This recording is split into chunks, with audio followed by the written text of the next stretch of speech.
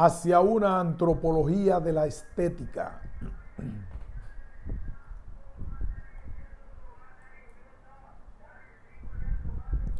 La idea de recuperar la estética y no la percepción es porque la idea primigenia de la aestética involucra a la emoción y al sentimiento, dada su cercanía con el arte, mientras que la percepción tiende a involucrar más al proceso cognitivo, el conocimiento lógico, como si las percepciones llegaran directas a mover el cerebro para que produzca pensamientos.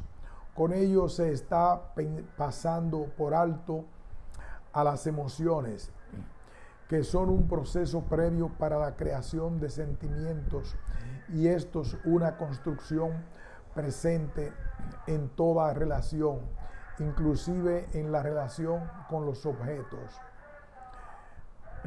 Las reflexiones que a continuación se presentan tratan de entender al mundo actual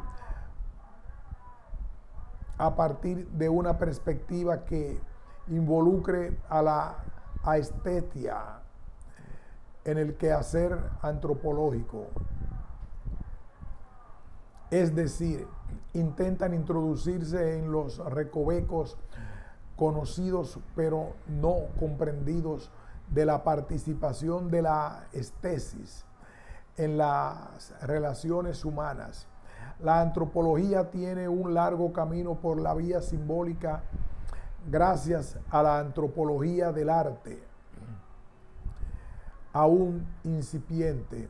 Sin embargo, hace falta ver aquello que nos parece trivial, aquello oculto a la vista de todos, aquello que ha pasado inadvertido, tal vez por su continua incidencia en la cotidianidad de los sujetos. Por ejemplo, en la ciudad de Monterrey, Nuevo León, existe una gran tradición de trabajo artesanal que de alguna manera se fue transformando por la industrialización ocurrida durante finales del siglo XIX y principios del siglo XX. Esta industrialización se vio representada por la empresa fundidora de hierro y acero Monterrey, que cerró de manera abrupta el 9 de mayo de 1986. El trabajo en esta empresa, llamada también La Maestranza, era una suerte de aprendizaje experimental.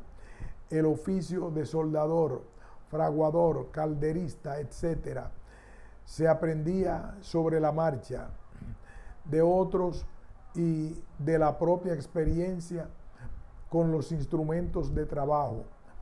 Muchos de estos trabajos especializaban tanto a los obreros que llegaban a desarrollar unos sentidos más que otros. Por ejemplo, en el área de calderas se aprendía a desarrollar el oído para escuchar cualquier cambio en la presión del vapor. En otros, el olfato era esencial.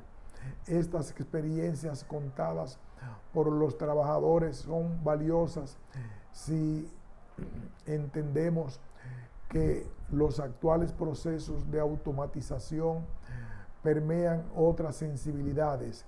Ahora el operario se relaciona con un sistema de cómputo, ya no más con la caldera. Este impacto perceptual tiene su consecuencia en el plano emocional.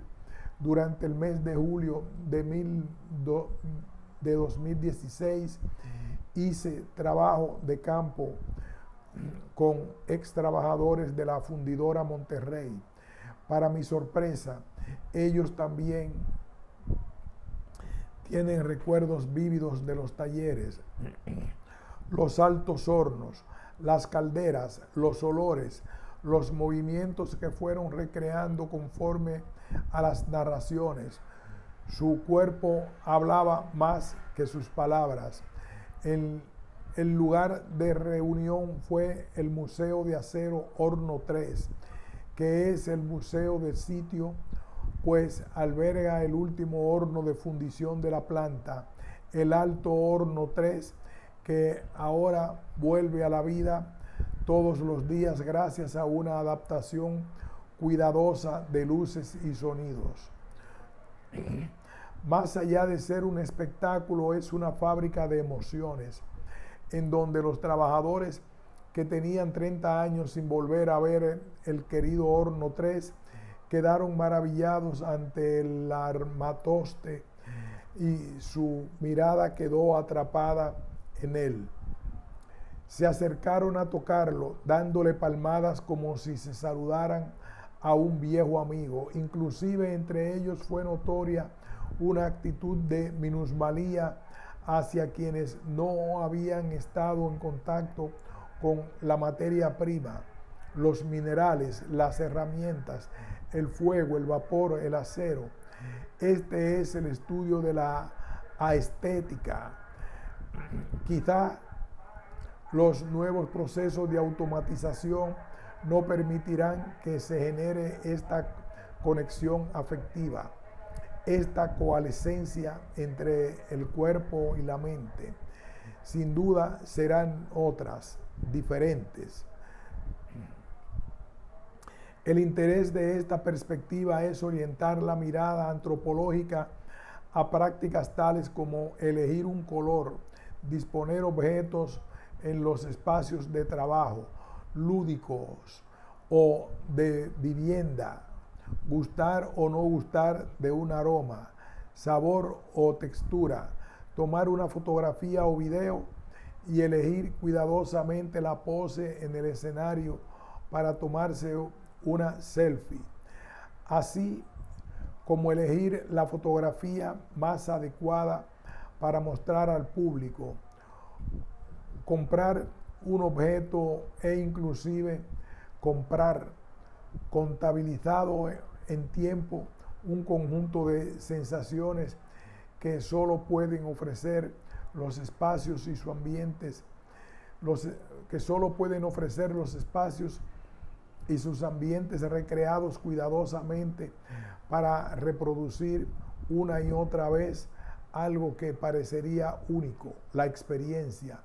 Estas sensaciones anteceden a aquellos objetos que han sido el mayor reto de las neurociencias, que se ven imposibilitadas para comprenderlos sin el análisis cultural.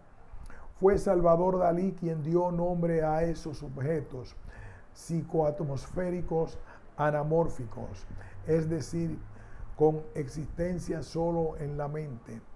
Estos objetos son para Gerard Wachman, 2003, característicos del siglo XX, y para Lipovetsky, 2015, realidades cuasi tangibles del capitalismo artístico.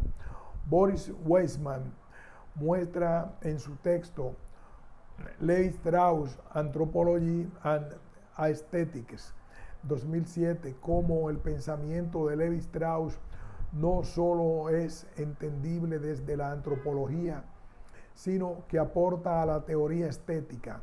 Explica que en la obra de Levi Strauss es recurrente una pregunta: ¿cuál es la naturaleza de este objeto estético?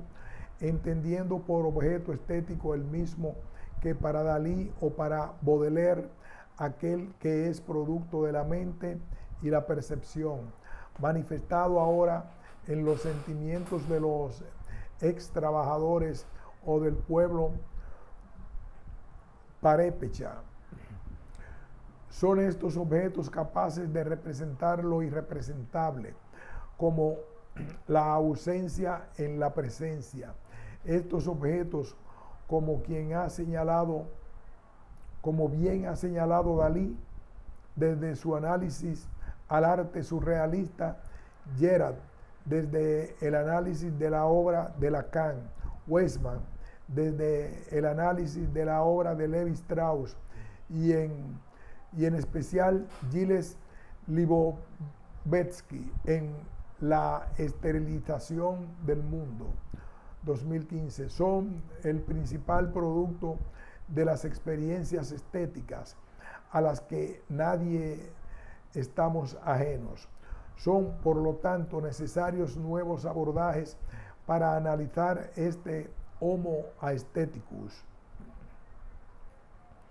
Es relevante señalar que la antropología se distingue de otras ciencias sociales por su dependencia a la experiencia en su valorado trabajo de campo y no ha reflexionado sobre la relación íntima de la experiencia, los sentidos y los afectos.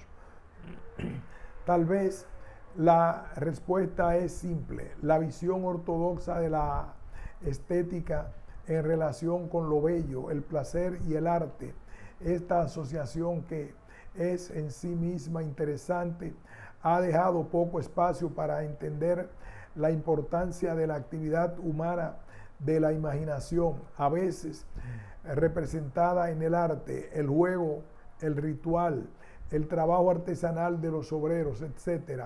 Visto desde este punto, será entonces posible entender que tales actividades son la punta del iceberg y que bajo el agua subyace la vieja cuestión de entender lo cultural y lo natural en el ser humano como una separación. Sin embargo, se propone reflexionar en la unión y no en la separación. Para ello es necesario comprender que desde el presente punto de vista, estesis y cognición son inseparables, contraviniendo a la lectura kantiana que refuerza tal separación. Se propone seguir la idea de Baudelaire en A Philosophy of Toys, 2003, y pensar en la relación del niño con el juguete y cómo el juego involucra el acto de imaginar, así como el ex trabajador que después de 30 años sigue produciendo pequeños objetos con las mismas técnicas señaladas en La Maestranza. Es por ello que este abordaje es más que necesario. Necesario es entender que la estética no se reduce solamente al aspecto visual, sino al sensorial y sus repercusiones en la afectividad, entendiendo así una unión entre mente y cuerpo. En otras palabras, se busca entender cómo lo sensorial repercute en la afectividad y por lo tanto en construcción de identidades, representaciones e imaginarios, y estos a su vez en las formas de relación. Es por ello que esta perspectiva busca partir de la estética para comprender al sujeto, busca las respuestas colectivas o individuales de los sujetos ante su apertura estética.